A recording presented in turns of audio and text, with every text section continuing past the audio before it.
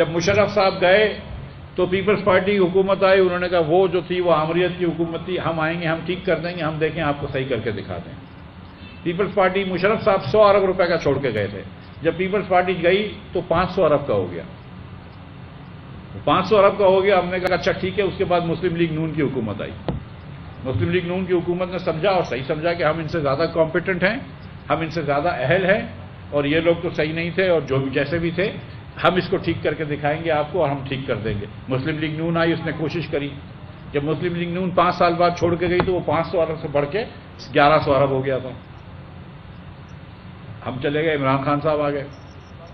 انہوں نے کہا ظاہر ہے ہم تو زیادہ کمپیٹنٹ ہیں، ہمارے پاس 200 لوگ افلاطون کی ٹیم ہے، اور ہم تو ایمانداری کا وہ زیور پہن کے آئے ہیں۔ تو وہ انہوں نے ٹھیک کرنے کی کوشش کی۔ 4 سال خان صاحب نے لگائے ٹھیک کرنے کے لیے، 1100 سے بڑھ کے 2300 ہو گیا۔ اب شہباز شریف صاحب آئے، بولتے ہیں میں ٹھیک کر رہا ہوں۔ اب میں آپ کو یہ کیوں بتاؤں گا کہ 2300 سے بڑھ کے 2800 پہ ہو جائے گا، یہ آپ لوگوں کو بھی پتا ہے، لیکن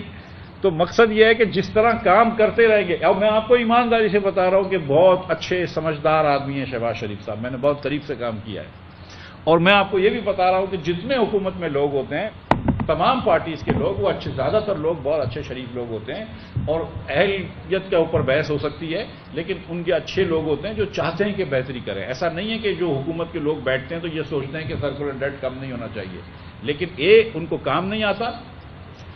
اور اسٹرکچر حکومت کا اس قسم کا غلط ہے، فاؤنڈیشن ہی غلط ہے۔ اگر ایک بلڈنگ کی فاؤنڈیشن ہی بنیاد ہی ٹیڑھی رکھی ہوئی تو سیدھی آپ کر نہیں سکتے، آپ جتنا بھی پلسٹر کر لیں آپ بلڈنگ کو سیدھا نہیں کر پائے۔ تو ہم بیسکلی جو ہے وہ مطلب ٹیڑھی بلڈنگ کو پلسٹر اور رنگ کر رہے ہیں اس امید میں کہ سیدھا کر سکیں، یہ ہو نہیں رہا ہے۔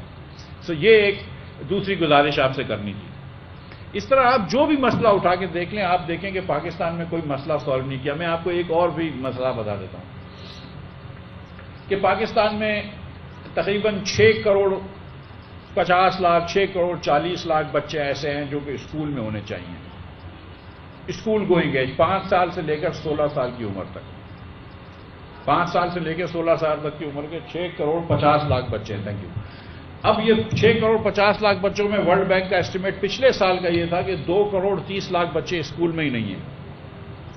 تو اب 4 کروڑ 20 لاکھ بچے رہ گئے۔ اس کے بعد اس سال اسٹیمیٹ یہ ہے کہ یہ جب سندھ میں فلڈز آئیں تو کم از کم 20 لاکھ بچے اور اسکول سے نکل گئے ہیں، تو اب آپ کے 2.5 کروڑ بچے اسکول سے نکلے، 4 کروڑ بچے اسکول میں، جس میں سے 1 کروڑ بچہ جو ہے وہ مساجد کی اسکول میں جاتا ہے یا مدارس میں جاتا ہے۔ اب ہم یہاں سب بیٹھے ہوئے ہیں، ہم یہ جانتے ہیں کہ مدارس میں جو بچے جاتے ہیں وہ اس لیے نہیں جاتے کہ ان کے والدین جو ہیں وہ کچھ زیادہ مذہبی ہیں اور وہ چاہتے ہیں کہ ان کے بچے جو ہیں وہ علماء کرام بن جائیں۔ وہ مساجد میں اس لیے جاتے ہیں کہ ان کے والدین کے پاس، مدارس میں اس لیے جاتے ہیں کہ ان کے والدین کے پاس پیسے نہیں ہوتے وہ بچے کو وہ کرنے کا، تو وہ بچوں کو بورڈنگ اینڈ لاجنگ فری ہوتی ہے، کھانا پینا اور رہنا فری ہوتا ہے، تو بچوں کو ادھر چھوڑ دیتے ہیں۔ اور پھر تو ان مدارس سے جو بچے نکلتے ہیں اور ان کا بھی کریکولم ایسا ہے کہ ان کو ہم ایسی کوئی ہنر یا اسکل نہیں دیتے عموماً مدارس میں کہ جن سے ان کو کوئی نوکری مل سکے۔ تو آپ کے 3.5 کروڑ بچے جو ہیں وہ ایسے نکل رہے ہیں کہ جن کو آپ نے اس دنیا کے لیے تیار نہیں کیا، اور باقی 3 کروڑ بچے ایسے ہیں کہ جو چلو اسکولوں میں جاتے ہیں۔ اب میں آپ کو یقین دلا سکتا ہوں کہ آپ دنیا کے بہترین معیشت دان کو بلا لیں، کسی کو بلا لیں، اگر آدھے بچے ہمارے اسکول نہیں جا رہے، آدھے بچے اسکول سے باہر ہیں، تو آپ دنیا کی کوئی معاشی پالیسی نہیں لکھ سکتے کہ جس سے ملک ترقی کر جائے اگر آپ کے آدھے بچے اسکول میں نہ ہوں، یہ ہو ہی نہیں سکتا۔ اب میں آپ کو ایک اور بات بتاتا ہوں کہ جو بچے اسکول جاتے ہیں ان میں سے 98% بچے ہوتے ہیں جو میٹرک اور انٹر کی اسٹریم میں ہوتے ہیں، جو میٹرک کر رہے ہوتے ہیں، انٹر کر رہے ہوتے ہیں، یہ کرتے نہیں ہیں۔ پاکستان میں صرف 45% بچے ہیں جو میٹرک تک پہنچتے ہیں، 10ویں تک پہنچتے ہیں، پاس نہیں کرتے، 10ویں تک پہنچتے ہیں۔ ہندوستان میں 85% بچے 10ویں پہ پہنچتے ہیں، ٹھیک ہے۔ پاکستان میں صرف جو ہے وہ پاکستان میں نیچے کرو، پاکستان میں پہلے نیچے کر لو ادھر آ کے نا، پاکستان میں 10% بچے، پاکستان میں 45% بچے جو ہیں وہ پہنچتے ہیں میٹرک تک، لیکن جو بچے اسکول میں ہیں ان میں سے 98% بچوں کا میٹرک اور انٹر کی اسٹریم میں ہوتا ہے داخلہ۔ 2% بچے ایسے ہوتے ہیں کہ جن کے والدین کے پاس تھوڑا وسائل ہوتے ہیں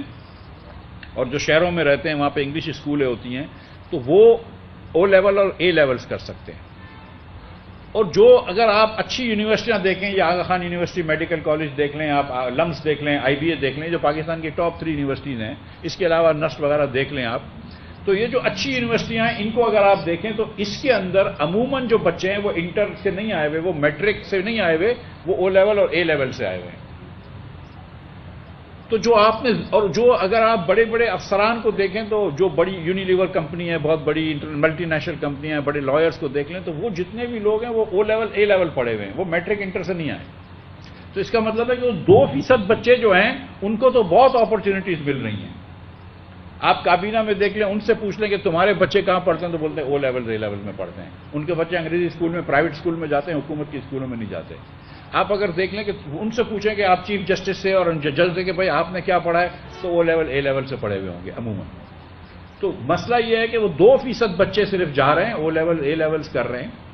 اور ان کے لیے تو بہت زیادہ اپرچونٹیز ہیں، بہت زیادہ مواقع ہیں، لیکن جو 98% بچے ہیں ان کے لیے مواقع نہیں ہیں، ان کے لیے اپرچونٹیز نہیں ہیں۔ اب یہ چیز سمجھتے ہوئے 1 منٹ کے لیے دیکھ لیں کہ 98% بچوں کے اندر جو بچے ہیں ان کو تو آپ دے ہی نہیں رہے، وہ 98% کون سے؟ آدھے بچوں کے، آدھے بچے تو پڑھے ہوئے نہیں ہیں، جو پڑھے ہوئے ہیں اس میں سے 98% میٹرک انٹر میں اور 2% او لیول میں، اور ساری اچھی پوزیشنیں ان کو ملتی ہیں۔ اب آپ یہ سوچئے کہ ایوریج پہ اگر آپ 1000 بچوں کا ٹرائل کراتے ہیں کرکٹ کا تو 500-600 بچہ ایوریج پہ نکلے گا، 150 بچہ تھوڑا ایوریج سے اچھا ہوگا، 150 بچہ ایوریج سے برا ہوگا، 2-4-6 بچے میرے جیسے ہوں گے کہ بال ہی نہیں پکڑ سکتے ہوں گے، لیکن 2-4-6 بچے بہت تیز نکلیں گے، وہ گگلیاں بھی مار رہے ہوں گے، وہ اسکوائر کٹ بھی کر رہے ہوں گے، وہ باؤنسر بھی کر رہے ہوں گے، ہکس بھی کر رہے ہوں گے، لیکن وہ 1000 میں سے 2-3 بچے ہی اچھے ہوں گے نا جو خاص ہوں گے۔ اب اگر پوری قوم کے ہم 6.5 کروڑ بچوں کو چانس دیں تو 6.5 کروڑ بچوں میں سے اگر آپ 1% بھی دے تو 6.5 لاکھ بچے ہیں، 2% کو بھی ہوشیار ترین بچوں کو آگے لے کے آتے ہیں تو 13 لاکھ بچے ہیں، 13 لاکھ ہوشیار ترین بچے ہیں، لیکن ان 13 لاکھ میں سے صرف آپ نے 26,000 بچوں کو چانس دیا ہے ہوشیار ترین، اور باقی جو 13,24,000 بچے ہیں وہ تو کہیں پر جو ہے وہ ماسی کا کام کر رہے ہیں، یا تو کہیں وہ وہ بیچارے تو کہیں موچی کا کام کر رہے ہیں، ان کو تو آپ نے پڑھایا لکھایا نہیں ہے، ان کو تو آپ نے چانس ہی نہیں دیا، وہ تو کسی کھیت میں بیٹھ کے آم اٹھا رہے ہیں یا گن رہے ہیں یا آلو بھر رہے ہیں۔ تو آپ یہ سوچیں کہ وہ ایک امریکن سائنٹسٹ تھا، انتقال ہو گیا اس کا، اس نے کہا تھا کہ مجھے اس بات سے اتنا وہ نہیں ہے کہ آئنسٹائن کا دماغ جو تھا وہ کتنا بڑا تھا، مجھے جو مجھے سوچتا ہوں وہ یہ ہے کہ کتنے لوگ آئنسٹائن جتنے ہوشیار ہوں گے لیکن اس وقت کسی کھیت کے اندر کپاس کو چن رہے ہوں گے، تو اتنے ہی ہوشیار لوگوں کو آپ نے جب تعلیم ہی نہیں دی تو وہ تو آگے کمپیٹ ہی نہیں کر سکتا۔ تو پاکستان کے پیچھے رہنے کی ایک وجہ یہ ہے کہ جو ہوشیار ترین بچے ہیں، وہ دنیا جو ہے نا وہ پورے پاکستان سے ہوشیار ترین، پوری دنیا اپنے ملک سے ہوشیار ترین بچے چن کے ان کو آگے لے کے آتی ہے۔ ہم کیا کرتے ہیں؟ ہم صرف بڑے لوگوں کے بچوں کو آگے لے کے آتے ہیں، تو جو ہوشیار ترین بچے ہیں وہ پیچھے رہ جاتے ہیں، تو پھر آپ کا ملک آگے نہیں بڑھے گا کیونکہ آپ کے پاس اتنے ہوشیار لوگ ہی نہیں ہیں۔ یہ سچی بات ہے۔ اب آپ اس طرح سوچیں، میں ایگزامپل یہ دیتا ہوں کہ آپ سوچ لیں کہ ہم پاکستان کرکٹ ٹیم کے اندر صرف وہی پلیئر رکھیں گے جو جنوری کے پہلے ہفتے میں پیدا ہوا، جنوری کے دوسرے ہفتے سے لے کر دسمبر کے آخری ہفتے تک پیدا ہوا ہے اس کو ہم کرکٹ ٹیم میں نہیں ڈالیں گے، لیکن جو جنوری کے پہلے ہفتے میں پیدا ہوا ہے بچہ اس کو ہم کرکٹ ٹیم میں ڈالیں گے۔ یہ ہے 2% بچے، 50 ہفتے ہوتے ہیں نا سال میں، 52 ہفتے، تو 2% ہفتہ، ایک ہفتہ جو ہے وہ 2% کے برابر ہے، تو 2% بچے عموماً جنوری کے پہلے ہفتے میں پیدا ہوئے ہیں۔ یہاں پہ بھی اگر ہم دیکھیں گے تو تقریباً 2% لوگ جو ہیں وہ جنوری کے پہلے ہفتے میں پیدا ہوئے ہوں گے، ٹھیک ہے، ایوریج پہ اس طرح ہوتا ہے۔ تو آپ نے یہ کہا کہ جنوری کے صرف پہلے ہفتے میں جو بچے پیدا ہوئے ہیں ہم ان کو کرکٹ کی ٹیم میں ڈالیں گے، تو آپ کے پاس حنیف محمد نہیں ہوتا، آپ کے پاس فضل محمود نہیں ہوتا، آپ کے پاس ظہیر عباس نہیں ہوتا، آپ کے پاس جاوید میاداد نہیں ہوتا، آپ کے پاس عمران خان نہیں ہوتا، آپ کے پاس وسیم اکرم نہیں ہوتا۔ ان کو اگر آپ مس کر دیتے تو آپ کیا ٹیم بنا لیتے؟ یہ اب ہم کر رہے ہیں پاکستان کے اندر کہ صرف جنوری کے پہلے ہفتے میں جو بچے ہیں وہ ہوشیار ہیں، اس میں ہوشیار نکلتے ہیں کچھ نہ کچھ، ضرور نکلتے ہیں، لیکن جو باقی 49 ہفتے 51 ہفتے جو بچے پیدا ہوتے ہیں ان کا بھی تو کوئی کام کرو نا۔ یہ 2-3 چیزیں کرنی تھی کہ یہ ملک ترقی نہیں کر سکتا جب تک ہم اس قسم کی غلطیاں کرتے رہیں گے۔ تو میں نے 10 پالیسیاں کری ہیں جس کے اندر مجھے حیرت ہوئی، اور میں بہت زیادہ وقت نہیں لوں گا لیکن تھوڑا سا وقت دوں گا اگر آپ کی اجازت ہوگی،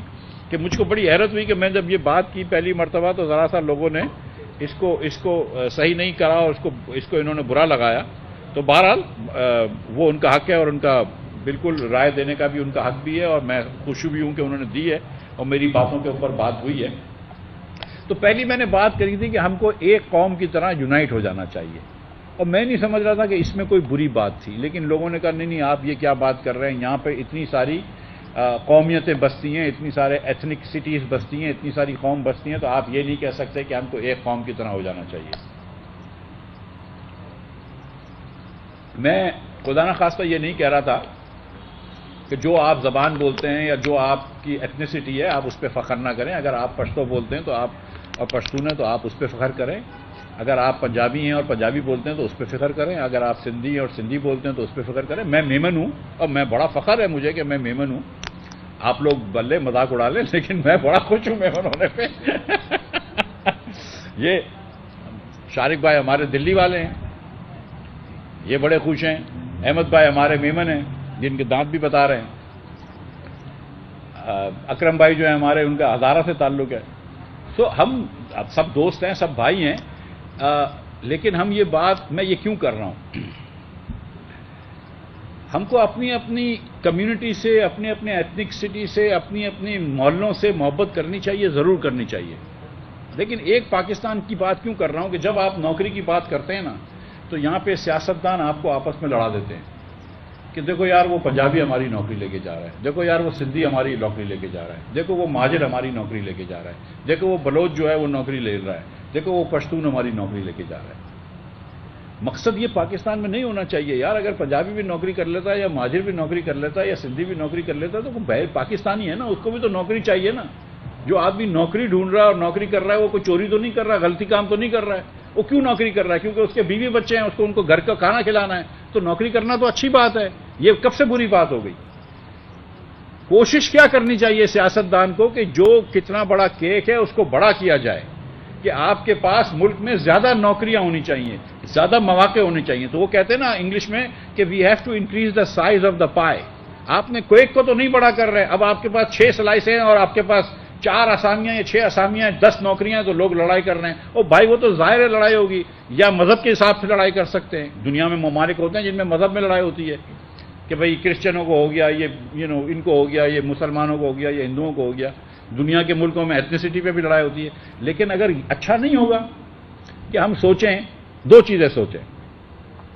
ایک چیز کہ ہر پاکستانی کو نوکری ملنی چاہیے، ہر پاکستانی کو آمدن ہونی چاہیے، ہر پاکستانی کا گھر چلنا چاہیے۔ یہ بات اچھی نہیں ہوگی۔ اس سے نہیں سوچیں کہ یار وہ سندھی ہے یا پنجابی ہے یا پٹھان ہے یا مہاجر ہے، یہ نہ سوچیں اگر، تو یہ اچھا ہوگا، ایک بات۔ اور دوسری بات جو اس سے بھی زیادہ ضروری ہے کہ ہمارے معاشرے میں ہم نے یہ کر لیا ہے کہ دوسروں کو، جو انگریزی میں بولتے ہیں ادر کر دیا، کہ یار وہ تو کوئی اور ہے، کہ وہ تو فقیر ہے یار، اس کو تو چھوڑ دو۔ بھائی ایک بچہ بھوکا ہے، بھوکا رہ رہا ہے، تو آپ کو شرم نہیں آ رہی ہے کہ بچے لوگ بھوکے ہیں پاکستان میں؟ یہ کیسے ہو سکتا ہے کہ آدھے بچوں کو آپ نے جاہل رکھ دیا اس ملک میں یار؟ آپ سوچتے نہیں ہیں، کیونکہ آپ اپنے اپنے گھر میں آپ خوش ہیں، اپنے آپ نے سوچ لیا میرا بچہ تو اچھی اسکول میں جا رہا ہے، ٹھیک ہے میرے بچے کو میں اسکول میں ڈالوں، آپ کو اپنی تکلیف ہے، جو بھی ایڈمیشن داخلے کرا لو، اس کو فون کر دو، احمد کو فون کر دو، اکرم کو فون کر دو، کچھ نہ کچھ کر لو۔ لیکن آپ سوچیں تو صحیح کہ ایز اے پاکستانی کے آدھے بچے آپ کے ملک کے اندر جو ہے وہ اسکول نہیں جا رہے، تو اگر آپ ایز ون نیشن ہو کے سوچیں گے کہ یہ میرا پاکستانی بچہ ہے، یہ کسی اور کا بیٹا ہے لیکن میرا بچہ ہے، چاہے وہ دادو میں رہتا ہو یا کراچی میں رہتا ہو یا لاہور میں رہتا ہو یا پشاور میں رہتا ہو، وہ میرا بچہ ہے جو کہ اسکول نہیں جا رہا۔ اور پھر اگر آپ اس طرح سوچیں گے تو پھر آپ اس کے بارے میں کچھ نہ کچھ سدے باب کریں گے، کیونکہ آپ اپنے بچوں کو بھی اسکول بھیجتے ہیں تو ان کے بچوں کو بھی اسکول بھیجنے کا سدے باب کریں گے، اور جب یہ کر لیں گے تو وہ بھی آپ کے لیے کرے گا، تو ملک آگے بڑھے گا نا۔ وہ میں یہ کہتا ہوں نا، دیکھیں کہ نیشنلسٹ ہونا بڑی اچھی بات ہے، نیپکن کے ٹیشو منگائی، نیشنلسٹ ہونا بڑی اچھی بات ہے۔ نیشنلسٹ ہونے کا کیا مطلب ہے؟ لوگ بولتے ہیں قوم پرست، جس کو بولتے ہیں کہ قوم پرست۔ بھائی قوم پرست کا مطلب کیا ہے کہ ہم نے اپنا حق مانگا اپنی قوم کے لیے، اچھی بات ہے، اس میں کوئی بری بات نہیں ہے، اپنا حق مانگنا بڑی اچھی بات ہے۔ میں اپنے لیے حق مانگتا ہوں، اپنے ارد گرد کے لوگوں کے لیے حق مانگتا ہوں، اپنی مطلب میں چاہتا ہوں کہ میری مسجد میں مثال کے طور پہ لائٹ آئے تو اپنے محلے داروں کے لیے حق مانگ رہا ہوں۔ مگر اگر آپ دیکھیں جیسے ستار ایدھی تھا کہ وہ سوچتا تھا کہ مجھ سے کمزور کا پہلے حق ہونا چاہیے، اگر کوئی لاش آتی تھی تو یہ تھوڑی سوچتا تھا کہ یار یہ کرسچن کی لاش ہے، یا یہ شیعہ کی لاش ہے، یا یہ سنی کی لاش ہے، یا یہ بلوچ کی لاش ہے۔ لاش تو لاش ہے، انسان تو انسان ہے نا. تو اگر آپ اپنے سے پہلے اپنے سے کمزور آدمی کا حق مانگنا شروع کر دیں گے تو ایسا ہوگا کہ سب سے کمزور کو اس کا حق ملے گا، اس کے بعد والے کمزور کو اس کا حق ملے گا، اور آپ کو بھی آپ کا حق مل جائے گا، کیونکہ آپ سے جو طاقتور لوگ ہیں وہ آپ کا حق مانگ رہے ہوں گے. اور آپ یہ نہیں چاہتے کہ آپ سے طاقتور لوگ آپ کا حق مانگیں، یہی چاہتے ہیں نا آپ. کہ اگر آپ تو اپنا حق مانگتے ہیں